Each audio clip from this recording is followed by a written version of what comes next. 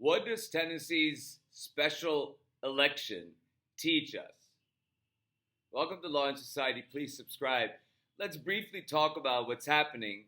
The political winds are shifting leftward, and we saw that in this election, special election in Tennessee's 7th congressional district, where while Matt Van Epps, the Republican, won, Afton Bain outperformed the Democrats in that district because Donald Trump won that district by 22 points and Afton Bain lost it by less than 10 points.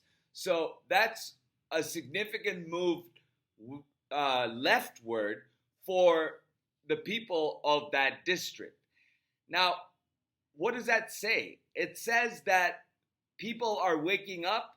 People are energized, even in these ruby red districts, to make this election this close.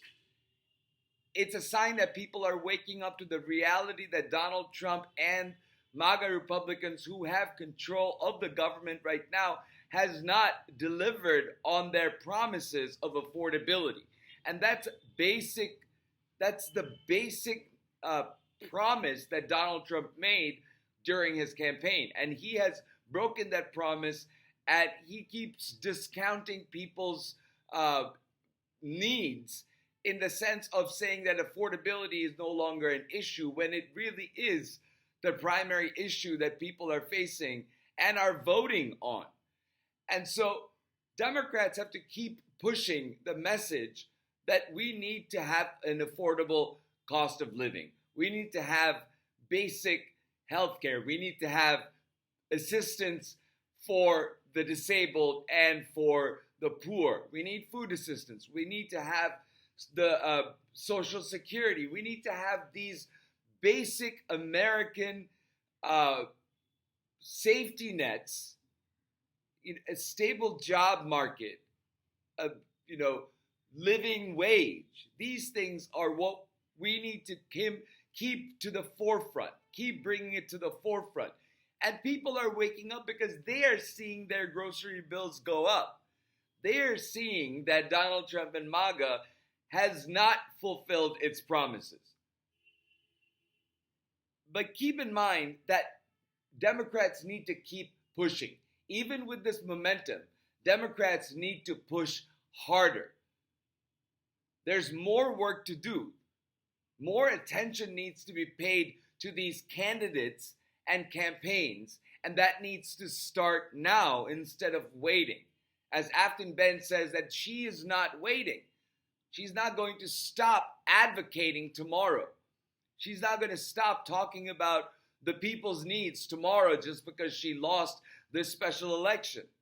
She's energized because she has closed the gap so much that Republicans really need to worry, because Republicans are paying attention to the fact that the people they elected are not working for them. So pick your candidates. Like I pick Fred Wellman for Missouri's 2nd District. He's a decent man. He's a veteran. He's somebody who has been a consistent, outspoken critic of the MAGA movement that keeps destroying America from within. He is a patriot. He's somebody who saw what was going to happen and what was coming when Donald Trump posed a threat to our democracy, and he has been speaking about it from day one.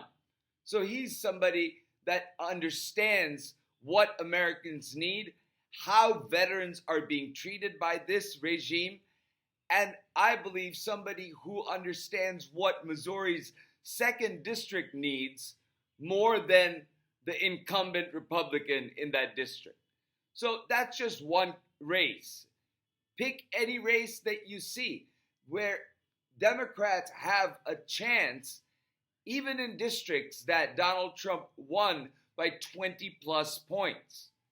And it's time for Democrats to really, be bold in how we go into the election season of the midterms.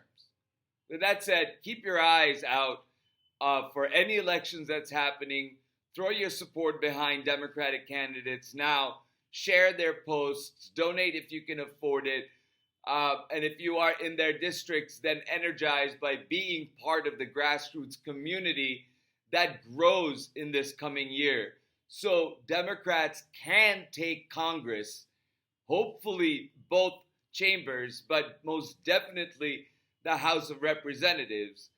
And then we can see some movement in Washington towards the needs of the American people instead of taking away from the American people based on the big bad bill that Donald Trump and MAGA passed this last year. With that said, thank you for listening, and please remember to like, share, and subscribe, and I'll talk to you soon.